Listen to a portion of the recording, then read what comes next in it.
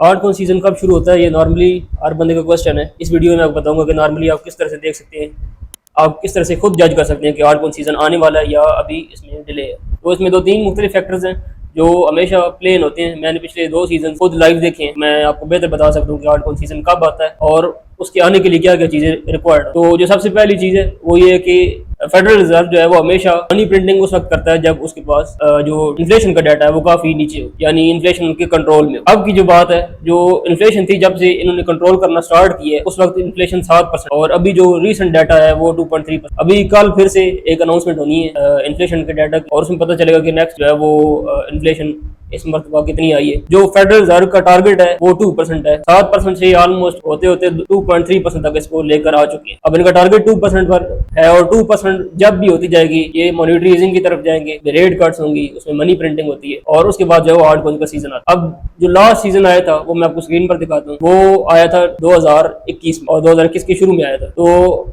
मैं आपको comparison draw करके दिखाता हूँ कि आपको क्या चीज देखनी होती है, इससे आपको अंदाजा हो जाता है कि आर्ट वन का सीजन आने वाला है। अब ये वो टाइम है जहाँ पे आर्ट वन का सीजन शुरू हुआ था, जो आप स्क्रीन पर देख रहे हैं, जहाँ पे मेरा कर्सर है। ये ऑलमोस्ट जनवरी 2021 की जो टाइम फ्रेम है उसमें टाइम जोन है उसमें जो है वो आर्ट वन का सीजन शुरू हुआ। अब यहाँ पर अगर आप आके देखें जो मनी सप्लाई का चार्ट है उसमें भी आपको एक्जैक्टली एक सेम चीज नजर आएगी कि आर्ट कॉइंस जैसे ही मूव होना शुरू हुए हैं एक्जैक्टली उसी टाइम जोन में। यहाँ पर आप देख सकते हैं ये 2020 का मिड है, ठीक है, और 2020 के एंड से ऑलमोस्ट जो है वो आर्ट कॉइंस का सीजन शुरू हो गया और उसके बाद आप देख सकते हैं काफी ज्यादा मनी प्रिंट हुई। जितनी ज्यादा मनी प्रिंटिंग होती है उतनी ज्यादा चांसेस होते हैं आर्ट कॉइन सीजन की आने। अभी आप देख रहे हैं काफी टाइम से एक साइडवेज चार्ट है मनी सप्लाई का। रीजन ये है कि इन्फ्लेशन की कंट्रोल में नहीं थी और जब इन्फ्लेशन कंट्रोल में नहीं होती तो मनी प्रिंटिंग बहुत ज्यादा नहीं होती ताकि इन्फ्लेशन को कंट्रोल किया जा सके। जब मनी प्रिंटिंग ज्यादा होती है तो इन्फ्लेशन कंट्रोल में नहीं रहती, लेकिन जो मार्केट्स होती हैं जैसे स्टॉक्स हो गए या गोल्ड हो गया या क्रिप्टो करेंसीज होगी ये काफी ऊपर जाती हैं, लेकिन उसमें चांसेस होते हैं कि हो सकता है इन्फ्लेशन आउट ऑफ कंट्रोल हो। तो हमेशा ये पहले इन्फ्लेशन को कंट्रोल में लाते हैं, उसके बाद जाके ये मनी सप्लाई शुरू करते हैं या मॉनेटरी ईजिंग की तरफ। सेकेंडली इसमें रेट कट्स होते हैं, कुछ रेट कट्स ऑलरेडी हो चुके हैं। अभी भी एक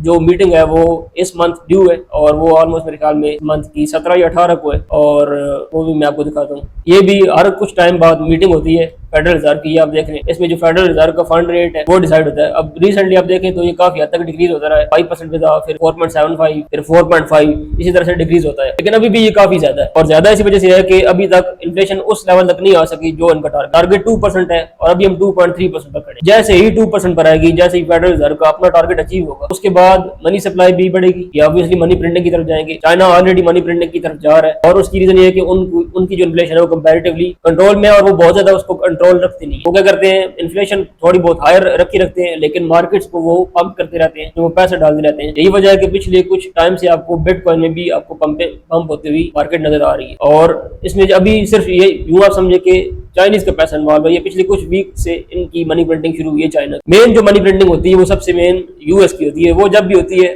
उसके बाद मार्केट काफी ज्यादा ऊपर जाती है। ये 2021 का है, इसके भी आप पीछे चले जाएं, आप पिछले चार्ट्स भी निकाल लें, उसमें भी आप देख सकते हैं जब भी मनी प्रिंटिंग हुई है आर्ट कॉइन का भी सीजन आया है, बिटकॉइन में भी काफी बड़ी मूव आई है। ओवरऑल स्टॉक्स जो है वो भी बढ़े। अभी भी आप देख सकते हैं स्टॉक्स भी पिछले कुछ टाइम से बढ़ रहे हैं लेकिन उस स्पीड से अभी नहीं बढ़ रहे क्योंकि अभी सिर्फ एक चाइना है मेन जो बड़ा कंट्री जो अभी पैसा प्रिंट कर रहा है। जब यूएस इस साइड पर आएगा तो एक बड़ा आपको शिफ्ट आता हुआ नजर आएगा। अभी आप S&P 500 देख सकते हैं ऑलमोस्ट दोबारा से ऑल टाइम हाई तक पहुंच चुकी है, हालांकि ये काफी हद तक नीचे आ गई थी, ऑलमोस्ट 20-25% जो है इसमें ड्रॉ डाउन आया था, लेकिन अब जो है वो दोबारा से रिकवर कर गई मार्केट। और मेनली रीजन ये है कि चाइना पैसा प्रिंट कर रहा है, पैसा किसी हद तक मार्केट में यहाँ पर भी आ रहा है। चाइनीज की जो अपनी स्टॉक मार्केट है वो भी कंपैरेटिवली अब बेहतर परफॉर्म कर रही है, सिर्फ और सिर्फ मनी प्रिंटिंग। अभी सिर्फ चाइना प्रिंट कर रहा है, नेक्स्ट बारी यूएस की है क्योंकि यूएस में भी प्रीवियस मीटिंग थी फेडरल रिजर्व की जो हर तकरीबन महीने 2 महीने बाद एक मरतबा लाजमी होती है। पिछली मीटिंग में भी यही कहा गया था कि जो बैंक्स हैं जो खासतौर पे जो गवर्नमेंट के बैंक हैं उनको उन्होंने कहा था कि आप रेडी रहे मनी प्रिंटिंग के लिए, हम किसी टाइम भी शुरू कर सकते। और वो इसी वजह से कहा था कि उनका टारगेट जो काफी हद तक उससे करीब आ चुके हैं। 7% मैंने आपको बताया कि हाईएस्ट पॉइंट था जहां तक इन्फ्लेशन गई, 7% से वो नीचे लाते गए, इन्फ्लेशन को कंट्रोल करते करते 2% के वो करीब आ 2% जैसे ही अचीव होगा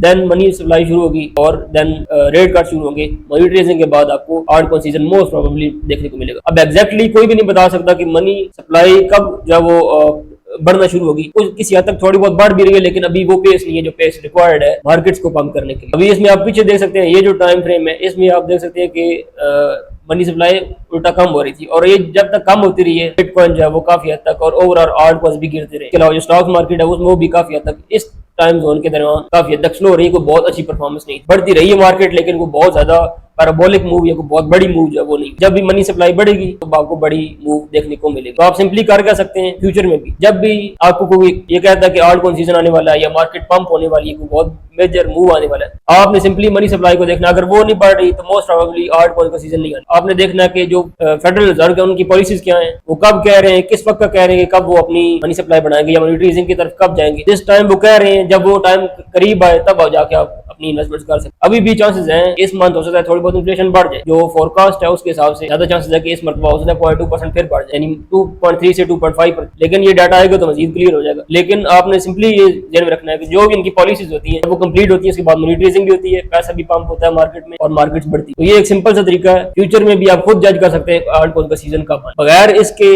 जो एक ले मैन है उसके पैसे से मार्केट पंप नहीं होती, ना ही रिटेलर के पैसे से मार्केट पंप होती है। मार्केट पंप होती है हमेशा इंस्टीट्यूशन के पैसे से या मेनली गवर्नमेंट के पैसे। सबसे जो मेन रोल है वो गवर्नमेंट के पैसे का ही होता है। और यहाँ पर आप देख सकते हैं कि अब चांसेस हैं किसी हद तक गवर्नमेंट अब स्लोली प्रिंटिंग की तरफ जाएगी। जब भी प्रिंटिंग की तरफ जाएगी मार्केट में आपको एक बड़ा पंप देखने को मिलेगा। दैट्स इट, मिलते हैं नेक्स्ट वीडियो।